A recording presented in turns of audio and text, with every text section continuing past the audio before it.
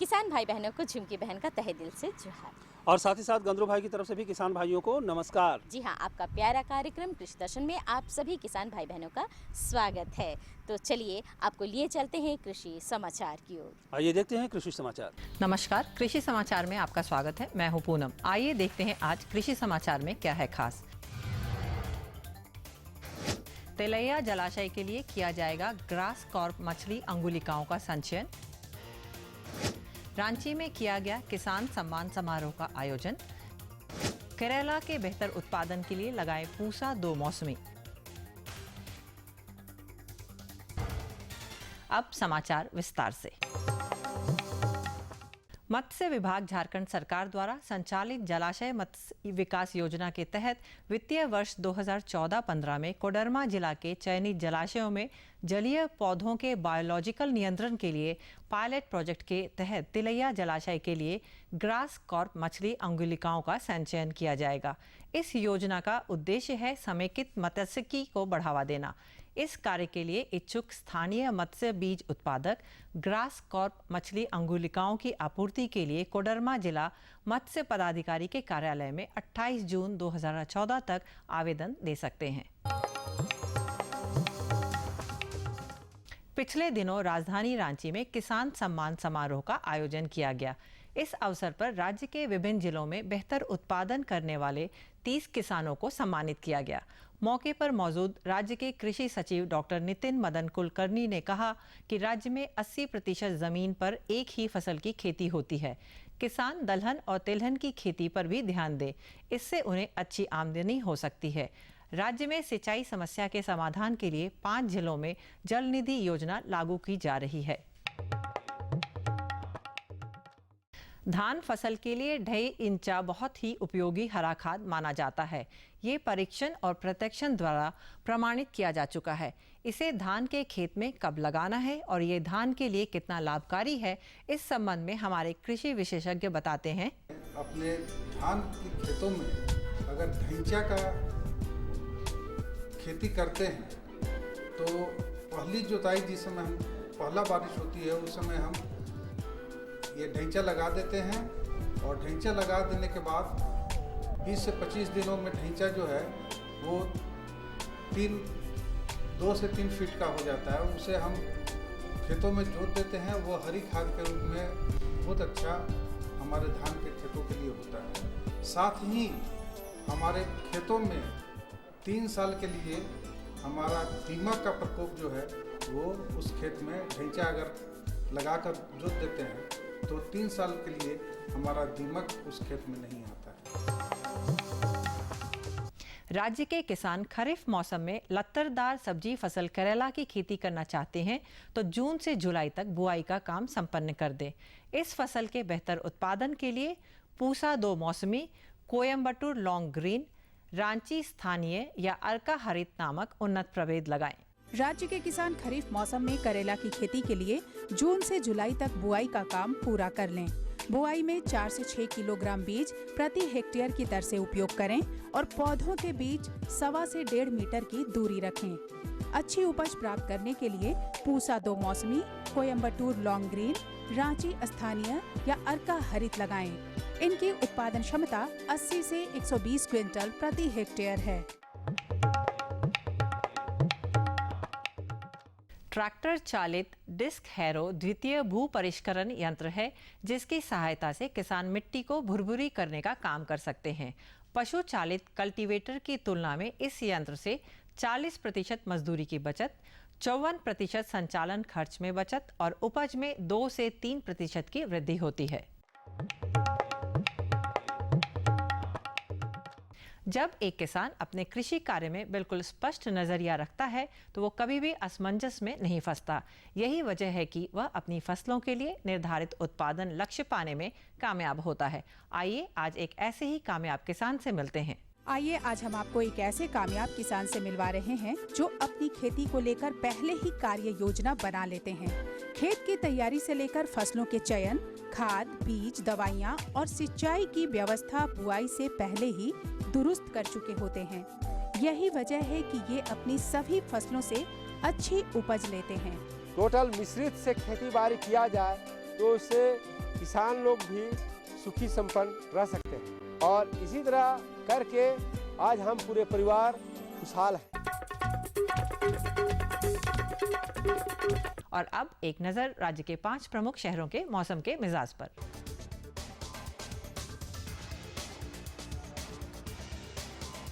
आज राज्य के 5 प्रमुख नगरों के अधिकतम और न्यूनतम तापमान कुछ इस प्रकार दर्ज किए गए। राज्य का अधिकतम तापमान 39 डिग्री सेल्सियस और न्यूनतम 25 डिग्री सेल्सियस रहा। जमशेदपुर का अधिकतम तापमान 44 डिग्री सेल्सियस और न्यूनतम 27 डिग्री सेल्सियस। मेदिनीनगर का अधिकतम तापमान 44 डिग्री सेल्सियस और न्यूनतम 28 डिग्री सेल्सियस। देवघर का अधिकतम तापमान 45 डिग्री सेल्सियस और न्यूनतम 28 डिग्री सेल्सियस। और धनबाद का अधिकतम तापमान 45 डिग्री सेल्सियस और न्यूनतम 28 डिग्री सेल्सियस रहा।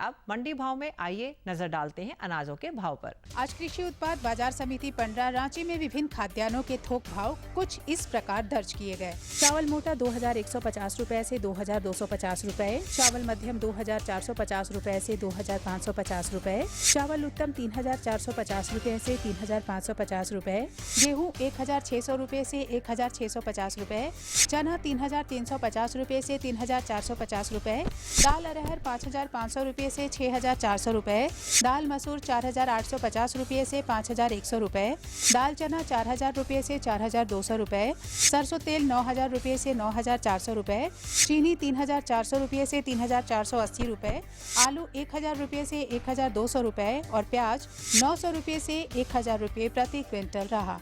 कृषि समाचार में आज इतना ही। अगले दिन अगले अंक में फिर मुलाकात होगी कुछ ताज़ा तरीन खबरों के साथ। तब तक के लिए दीजिए इजाजत। नमस्कार, जोहार। कृषि समाचार के अंतर्गत आपने ढेर सारी जानकारी ली, मंडी के भाव के बारे में, मौसम के मिजाज के बारे में और तरह तरह की खेती बाड़ी के बारे में। लेकिन अब वक्त हो चला है एक छोटे से विराम का और इस विराम के बाद हम पुनः हाजिर होंगे किसान भाइयों। तब तक आप बने रहिए हमारे साथ। ये लो और बताओ। बस अरे ये क्या भैया जी, बस इतनी सी रासायनिक खाद? किसानी छोड़ रहे हो क्या? किसानी नहीं, नादानी छोड़ रहे हैं। मिट्टी की जांच कराई है।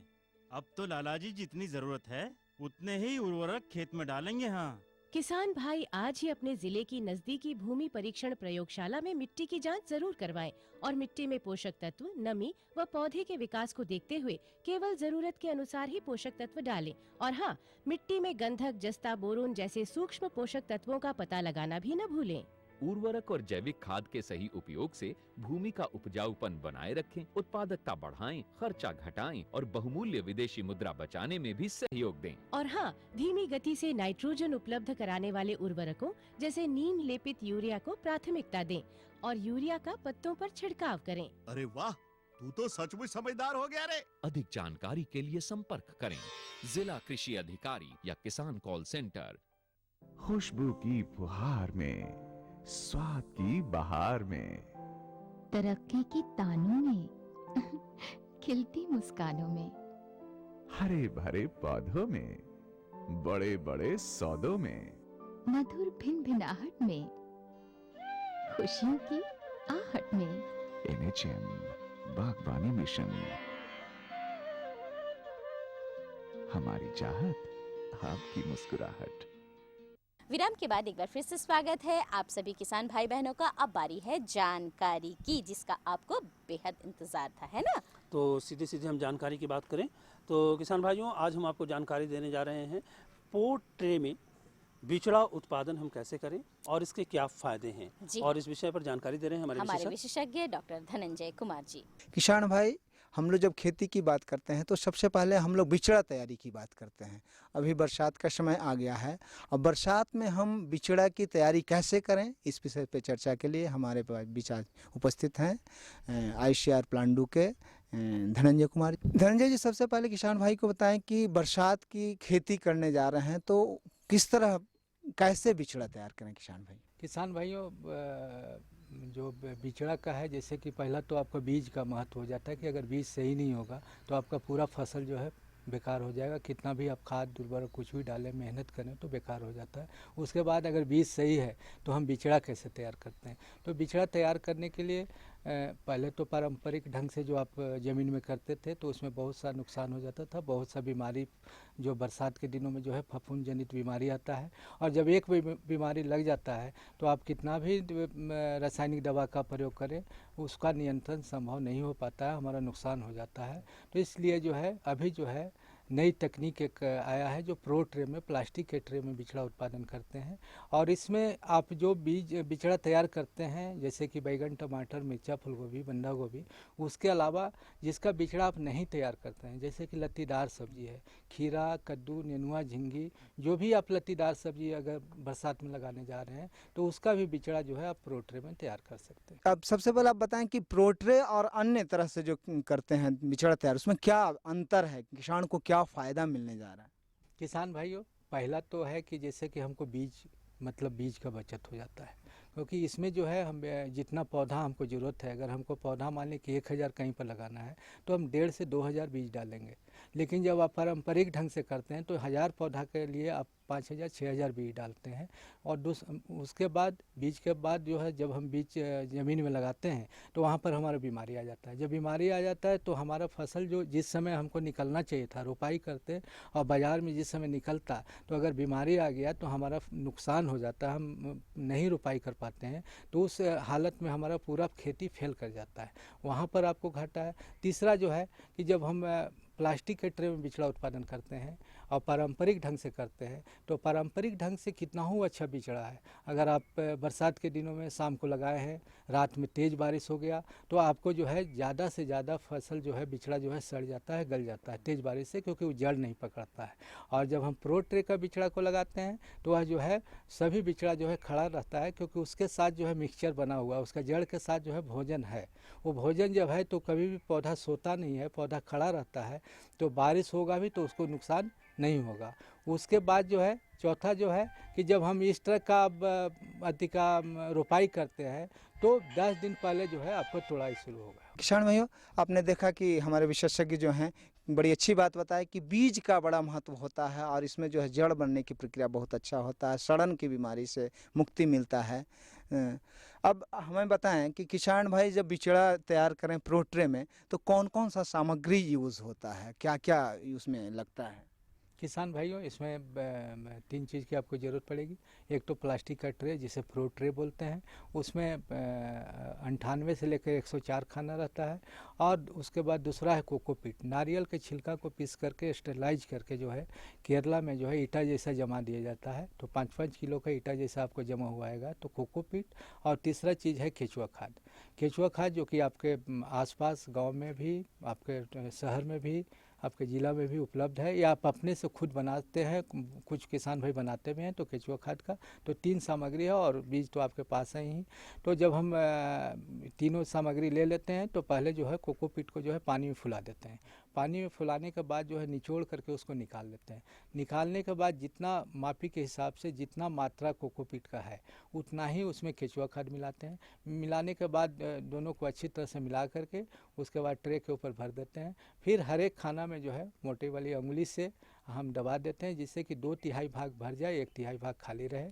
उसमें ये बीज को उपचारित करके, जो भी बीज आप लगा रहे हैं उसको उपचारित कर लें। अगर आप रासायनिक दवा से करना चाह रहे हैं तो बेवेस्टिन से करें, आप जैविक से करना चाह रहे हैं तो ट्राइकोडर्मा से करके उसको एक एक बीज लगा लें, और पुनः उसी मिश्रण से उसको आप ऊपर से ढक दें।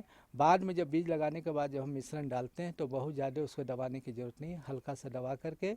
और आप चाहते हैं किसान भाई कि बहुत अच्छा अंकुरन हो, सभी बीज में एक साथ हो। तो आप एक चीज़ और करें कि काला रंग का प्लास्टिक ले लें।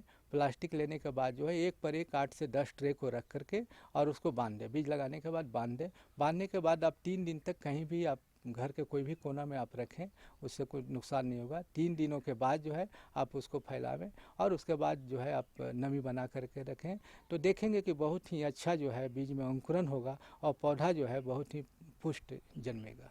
इसके अलावा और क्या क्या सावधानी किसान भाई बरतें जिससे कि है उनका जो है बिचड़ा स्वस्थ हो, कोई परेशानी नहीं हो? जैसे कि हम मान लिए कि हमारे खेत में कीट का प्रकोप बहुत होता है, तो अगर हम बिचड़ा से ही सावधानी बरतेंगे, जहाँ पर भी आप बिचड़ा तैयार कर रहे हैं तो कोशिश करें कि उसको चाहे तो आप मच्छरदानी का कपड़ा सफ़ेद रंग का ले लें, जहाँ पर आप ट्रे रखे हुए हैं उसको चारों तरफ से ढक दें, जिससे उसमें हवा भी जाए, धूप भी जाए और हमारा कोई इंसेक्ट जो है कीट का प्रकोप उस पर नहीं हो। तो अगर आप बिचड़ा को 20 दिन 25 दिन 1 महीना तक कीट के संपर्क से बचा लेंगे तो वह सबसे बड़ा जो है फ़ायदा आपको होगा। जब रोपाई करेंगे तो वहाँ पर पौधा जो है स्वस्थ रहेगा। अगर यहीं पर कीट का प्रकोप हो जाता है तो आपका पौधा स्वस्थ नहीं होगा। उसके साथ साथ किसान भाई, जब आप हम रोपाई करने जा रहे हैं तो हार्डनिंग बोलते हैं कि पौधा को थोड़ा सा मतलब हार्डनिंग कर दें कि जब वहाँ पर खेत में जाए तो उसको वातावरण के में आने पर, मिट्टी के संपर्क में आने पर, तेज़ धूप तेज़ बारिश का होगा तो उसके लिए क्या है कि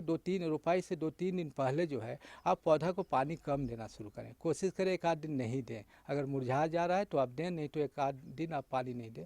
उसके साथ साथ रोपाई से पहले सिस्टेमिक इंसेक्टिसाइड जैसे कि कन्फिडोर नामक दवा 1 kml प्रति लीटर पानी में और रिडोमिल जो बीमारी के लिए है 1 ग्राम प्रति लीटर पानी में मिला करके आप रोपाई से पहले आप छिड़काव करके, और अगर उस तरह के पौधा को आप रोपाई करेंगे तो हम समझते हैं 15 से 20 दिनों तक जो है रोपाई करने के बाद भी कोई भी दवा का प्रयोग करने की ज़रूरत आपको खेत में नहीं पड़ेगा। एक अंतिम सवाल, अगर किसान भाई ये प्रोट्रे में बिचड़ा तैयार करना चाहते हैं तो ये ट्रे और कोकोपीट वगैरह कहाँ से उपलब्ध होगा किसान भाइयों को? किसान भाइयों, जैसे कि हम रांची में बोल रहे हैं कि रांची में आपको कचहरी में जितने भी बीज दुकान है, खाद दुकान है, वहाँ पर प्रो ट्रे कोकोपीट उपलब्ध है। उसके साथ साथ अगर आपको कोई परेशानी हो तो आप हमारे अनुसंधान केंद्र पलांडू से संपर्क करके उसके जानकारी प्राप्त कर सकते हैं कि कहाँ पर सही सामान जो है आपको उपलब्ध होगा। साथ ही साथ अन्य ज़िले के किसान भी जहाँ पर इस तरह का प्रयोग शुरू हो गया है तो आप यहाँ से जो भी मंगा करके ले जा सकते हैं, या आप खुद इसका व्यवसाय कर सकते हैं और बिचड़ा का भी व्यवसाय कर सकते हैं और प्रो ट्रे और कोकोपीट का भी व्यवसाय कर सकते हैं। किसान भाइयों, विशेषज्ञ साहब हमारे बहुत अच्छी जानकारी दी कि प्रोट्रे में जो है स्वस्थ बिचड़ा की तैयारी कैसे करें, मौसम हो या बेमौसम, बरसात हो, किसी भी समय भी जो है आप जो है अच्छा बिचड़ा तैयार करके ज़्यादा से ज़्यादा मुनाफा कमा सकते हैं। डॉक्टर साहब आपने बड़ी अच्छी जानकारी दी और किसान भाई इसके लिए नमस्कार। वाह, जानकारी तो बहुत ही बढ़िया थी, है ना? बिल्कुल, बहुत अच्छी जानकारी थी, लेकिन हाँ। एक और जानकारी हम अपने किसान भाइयों को देना चाहेंगे और वो जानकारी संदेश के माध्यम से। तो आइए देखते हैं।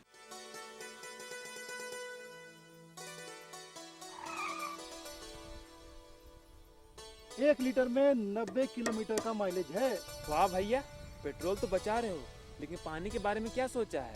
अरे सामू, पानी के पैसे से ही तो गाड़ी खरीदी है। क्या पानी के पैसे से? हाँ, सूक्ष्म सिंचाई अपनाकर मैंने पानी बचाया। इस विधि से सिंचाई करने से 75 से 85% तक जल की उपभोग क्षमता बढ़ गई, जिससे सिंचाई करने पर 30 से 50% तक सिंचाई जल की बचत हुई। तो क्या हम भी इसका लाभ उठा सकते हैं? राज्य के सभी किसान इसका लाभ उठा सकते हैं 90% अनुदान के साथ, और साथ में बैंक ऋण की सुविधा भी उपलब्ध है। तब तो हमारे खेतों में आएगी हरियाली और हमारे जीवन में आएगी खुशहाली। चलिए, ये जानकारी भी हमने दे दी और अब हमें लगता है कि हमें कारू दादा का इंतजार था और कारू दादा आ ही रहे होंगे। क्यों? अच्छा, वो तो हाजिर हो ही पड़ते हैं समय पर। देखिए आ गए। जोहार जोहार जोहार दादा, कैसे हैं? हाँ, ठीक ठाक। ठीक ठाक, खेती बाड़ी ठीक ठाक चल रहा है ना? अब तो देखिए बरसात आ गया। हाँ, हाँ। बरसात के लिए तो जो हम लोग को धान करना है उसमें हाँ, भी लग गया है। हाँ। लेकिन हम तो जानवे करते हैं कि पशु भी पालते हैं। बिल्कुल। तो पशु में सुअर भी पाले। अच्छा, इस बार सुकर भी पालन? हाँ, सुकर भी पालन किया है। तो उसको अब बरसात के दिनों में कैसे रख रखाव करेंगे, कैसे उसका देखभाल करेंगे, उसको कैसे स्वस्थ रखेंगे, इसके बारे में थोड़ा जानकारी देते तो अच्छा रहता हम लोग। वैसे हम लोग इस विषय पर बीच बीच में जानकारी आपको देते रहते हैं, फिर भी एक बार और आपको हम इस विषय पर अच्छी तरह से जानकारी दिलवाना चाहते हैं ताकि आप अपने पशुपालन को भी अच्छी तरह से निभा सके। बिल्कुल। और जानकारी दे रहे हैं हमारे विशेषज्ञ डॉक्टर रविंद्र कुमार जी। आज हम बिरसा के प्रांगण में हैं और आज हमारे साथ है डॉक्टर रविंद्र कुमार, जो हमें बताएंगे कि बरसात के मौसम में सुकरों की देखभाल किस प्रकार से करें, उनमें कौन कौन सी बीमारियां हो जाती है, उनका रख रखाव किस प्रकार से करेंगे, उसके बारे में आपको विशेष जानकारी देंगे। तो हमारा सवाल आपसे ये है कि सुकरों में बारिश के मौसम में कौन कौन सी बीमारियाँ होती है और उनका रख रखाव बारिश के मौसम में किस तरीके से करेंगे, उसके बारे में आप हमें बताएं। हाँ, जैसा कि बरसात का मौसम अभी आने वाला है और गर्मी भी बहुत चरम पर है, तो जैसा हम लोग जानते हैं कि बरसात के मौसम को बीमारियों का मौसम भी कहा जाता है। आदमी हो या फिर जानवर पशु हो, दोनों में इस समय बीमारी की संभावना बढ़ जाती है, जिसका मुख्य कारण है कि बरसात के मौसम जैसे ही बरसात आता है तो उस समय वातावरण में ह्यूमिडिटी जो है वो बढ़ जाती है, साथ में गर्मी का भी प्रकोप होता है, तो जिससे बहुत सारे जीवाणु जो होते हैं वो पनपने लगते हैं और इससे बीमारी का वो कारण बनता है। तो खास करके जब रख रखाव की बात करते हैं तो विशेष ध्यान देने की ज़रूरत होती है कि खास करके बरसात के मौसम में आप ये कोशिश करें, हमारे पशु जैसे सूकर को खास करके आवास की जो बात करते हैं, आवास का बहुत ही मुख्य रोल है। तो उस समय जब बरसात का मौसम आता है तो आप ये कोशिश करें कि बहुत ज़्यादा वातावरण में आर्द्रता ना हो। इसके लिए जो है कि आपका जो आवास है वो खुले होने चाहिए, हवा का आदान प्रदान होना चाहिए, और जो है बरसात की पानी जो है आवास में पूरी तरह से अंदर न जाए, और कोशिश करें कि आवास जो है बिल्कुल सूखा हो। बहुत सारे सूकर पालक जो है आवास में बेडिंग का भी व्यवस्था करते हैं, जैसे पुआल या भूसा वगैरह देते हैं बच्चों के रहने के लिए, या सूकर है उसके लिए। तो उस समय बरसात के मौसम में वो गीला हो जाता है पानी से, बरसात के पानी से, वो भी काफ़ी जो है कि नुकसानदायक हो सकता है और हमारे पशु इससे बीमार पड़ सकते हैं। तो इस तरह से बरसात के मौसम में खास विशेष ध्यान देने की ज़रूरत होती है कि किस तरह से आवास का जो है कि आप लोग थोड़ा बहुत देखभाल करके उसको उचित वातावरण दे सकते हैं। और आर्द्रता को कम करने से, और जहाँ तक भी बीमारियों की बात करते हैं तो आर्द्रता में बहुत सारी बीमारी हैं, जैसे ही वातावरण का में ह्यूमिडिटी बढ़ता है उस समय वो जो बैक्टीरिया होता है, जीवाणु जो होते हैं वो जो है मल्टीप्लाई करने लगते हैं और तेज़ी से उसमें बढ़ने लगते हैं, अपनी संख्या बढ़ाते हैं और बीमारी होती है। खास करके बरसात के मौसम में जो होने वाली बीमारियों की यदि बात करते हैं तो इसमें HS या गला घोंटू नामक बीमारी जो है मुख्य बीमारी है, जो कि सूकरों में भी देखा जाता है। इसके अलावा गाय भैंस बकरियों में भी ये बीमारी देखने को मिलती है, और ये मुख्य रूप से बरसात के मौसम में ये होता है जब नमी वातावरण में बढ़ जाती है। तो इस समय ये जो बीमारी होती है इसमें देखेंगे आप बहुत सारे पशुपालक इसमें हमसे भी कांटेक्ट करते हैं कि इस तरह की समस्याएं आ रही है। इसमें जब उसके लक्षण की बात करते हैं तो बरसात के मौसम में जो ये लक्षण होता है कि उसमें नाक से पानी आना, तेज़ बुखार होना और जो है कि गले में सूजन होना, ये सब मुख्य रूप से इसके लक्षण हैं। और इसके अलावा गले में सूजन होने के कारण सांस लेने में तकलीफ होती है और सांस लेने के समय घड़घड़ाहट की आवाज़ भी होती है। तो ये जो लक्षण होते हैं, ये बीमारी जो है कि गला घोंटू नामक बीमारी जो है, ये बीमारी है गला घोंटू जिसको कहते हैं, और इससे अगर उचित समय पे इसका इलाज ना करते हैं तो इससे पशु की मृत्यु हो जाती है। तो इस तरह से जैसे ही कोई समस्या आती है, ये बीमारी देखने को मिलता है, तो आप तुरंत डॉक्टर से संपर्क करके जो है कि दवा आप उचित जो है दवा उसमें दें। इसके अलावा जो HS जो है उसकी टीकाकरण भी हम लोग करते हैं, जिसका टीकाकरण जो है बरसात के मौसम से पहले हमारे किसान भाई, जैसे अभी का जो समय है, आप जो भी किसान भाई जो हैं HS का टीकाकरण नहीं कराए हैं वो इमीडिएट जो है इसका टीकाकरण करा लें, जिससे इस बीमारी से बचाव हो सकता है, HS बीमारी या गला घोंटू जिसको कहते हैं। दूसरी जो बीमारी है कि अभी FMD का भी प्रकोप अभी इस समय होने का है, जैसे बरसात के मौसम या उस समय उसके बाद, क्योंकि बरसात का जैसे मौसम आता है तो जो भी बीमारियां होती हैं बहुत तेज़ी से फैलती है। तो इसलिए इस समय FMD का भी जो टीकाकरण जो है इस समय अवश्य करवा दें, जो भी किसान भाई जिन्होंने टीकाकरण नहीं करवाया है। तो ये FMD बीमारी का भी प्रकोप इस समय ज़्यादा होने लगता है, तो उसका भी टीकाकरण कर दें। FMD का जैसा कि आप लक्षण की बात करते हैं तो उसमें FMD जो बीमारी होती है उसमें पैर में और मुंह में छाले पड़ने लगते हैं, सूकर जो है वो बीमार हो जाते हैं, तेज़ शरीर का तापमान बढ़ने लगता है। उसके अलावा खाने पीने में असमर्थ हो जाता है, चलने में लड़खड़ाहट होती है, जो गर्भवती है सूकरी है उसका गर्भपात हो सकता है, छोटे छौनों की बहुत तेज़ी से मृत्यु हो जाती है, बढ़ने की क्षमता कम हो जाती है। तो ये FMD खास करके जो बीमारी है ये बिल्कुल डायरेक्टली जो है हमारे किसान भाइयों को जो है कि काफ़ी हानि पहुंचाता है ये बीमारी। खास करके FMD जो बीमारी है विषाणु जनित रोग है, तो इसके लिए जो है कि कोई दवा बाज़ार में उपलब्ध नहीं है, इसका बचाव ही कर सकते हैं वो भी टीकाकरण के द्वारा।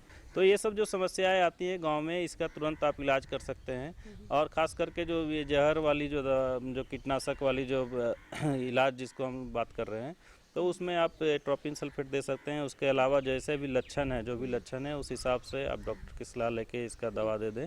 और कहने का मेरा मतलब ये है कि आप जो है कि इस तरह से बरसात के मौसम में आप कोशिश करें अपने पशु को खुला ना छोड़ें, बाहर ना छोड़ें, ताकि जिससे भी बहुत ज़्यादा जो है इन्फेक्शन का चांसेस होता है और बीमारियां होने की संभावना बढ़ जाती है। तो इस समय आप पशु को घर में ही रखें, अपने आवास में ही बंद रखें, और अगर हो सके, अगर चराने के लिए घास वगैरह अगर बाहर मिलता है तो उसको आप ला करके अपने पशु को दे सकते हैं, बाहर छोड़ने की ज़रूरत नहीं है। अब जो है पशुओं को ज़रूरी है चारा खाने की बात हम करते हैं, तो बरसात के मौसम में किस तरह की देखभाल करें और कौन सा खाना उनको दें जिससे उनका स्वास्थ्य सही रहेगा और वो सही तरीके से रहेंगे और बीमारी मुक्त रहेंगे? जी हाँ, ये आपने बहुत अच्छा सवाल किया है। खास करके सुकरों में ये बहुत समस्या आती है, खाने की समस्या। बरसात के मौसम में जैसे ही आर्द्रता बढ़ता है तो हमारे सुकर का जो मुख्य रूप से जो भोजन होता है, जैसे हम लोग देते हैं मकई, चोकर, खल्ली, बादाम की खल्ली, मछली चूर्ण। और बरसात के समय में जब हम लोग इसको स्टोर करके रखते हैं इस तरह के खाने को, तो उसमें फंगस का ग्रोथ बहुत ज़्यादा होता है, खास करके जिसको हम लोग एफ्लाटॉक्सिन कहते हैं। तो ये जो एफ्लाटॉक्सिन है ये उसमें ग्रो करता है।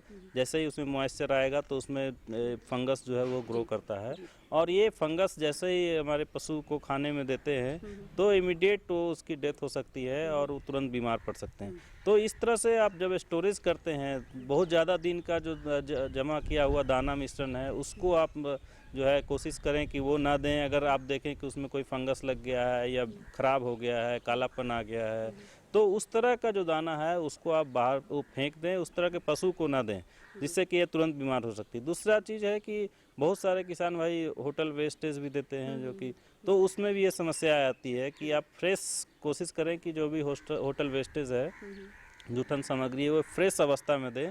वो 1 दिन या 2 दिन का पुराना उसको ना दें, जिससे कि इस तरह में भी एफ्लाटॉक्सिन का चांसेस इसमें आता है, वो सड़ जाते हैं, बहुत सारे टॉक्सिन्स उसमें ग्रो करते हैं, और जैसे ही आप पशु को खिलाने के लिए देंगे तो पशु की मृत्यु तुरंत हो जाती है, तुरंत बीमार पड़ सकते हैं। तो ये इस तरह से हमारे किसान भाई को काफ़ी जो है वो हानि देखने को मिल सकता है। तो इस समस्याओं को निदान के लिए आप जो है सतर्क हो जाएं, और ये सब सारी बातें जो है बीमारियां या टीकाकरण या फिर ये सब सारी बातें उसको ध्यान में रख करके इससे होने वाली हानि को काफ़ी कम कर सकते हैं। तो किसान भाइयों, आपने देखा कि हमारे विशेषज्ञ ने आपको कितनी और महत्वपूर्ण अच्छी जानकारियाँ दी। आशा करते हैं कि इस जानकारी से आप ज़रूर लाभान्वित होंगे। जाते जाते डॉक्टर साहब को हम धन्यवाद कर दें क्योंकि उन्होंने आपको इतनी अच्छी और महत्वपूर्ण जानकारियाँ दी हैं। डॉक्टर साहब, आपका जाते जाते बहुत बहुत धन्यवाद, आपने इतनी अच्छी और महत्वपूर्ण हमारे किसान भाइयों को जानकारी दी। धन्यवाद। हाँ, बहुत ही अच्छी जानकारी थी। बहुत। और हम किसान भाइयों से भी कहना चाहेंगे कि किसान भाइयों, अगर आप भी सुकर पालन कर रहे हैं तो बरसात का दिन आने वाला है, और बरसात के दिन में इस तरह से आप सुकरों की देखभाल कर सकते हैं। उसके रख रखाव का जो इंतज़ाम है बरसात में हम कैसे करें, ये तमाम बातों की जानकारी हमारे विशेषज्ञ महोदय ने किसान भाइयों को दी है। लेकिन आपका काम बाकी है, फटाफट कागज और कलम उठाइए और हमारा पता नोट कीजिए। हमारा पता है कार्यक्रम कृषि दर्शन, कृषि प्रकोष्ठ द्वारा केंद्र निदेशक, दूरदर्शन केंद्र, रातू रोड, रांची। पिन संख्या है 834-001। तो हमें रहेगा आपके खतों का बेसब्री से इंतजार। तो किसान भाइयों, इसी के साथ हम सभी को दीजिए इजाज़त। नमस्कार।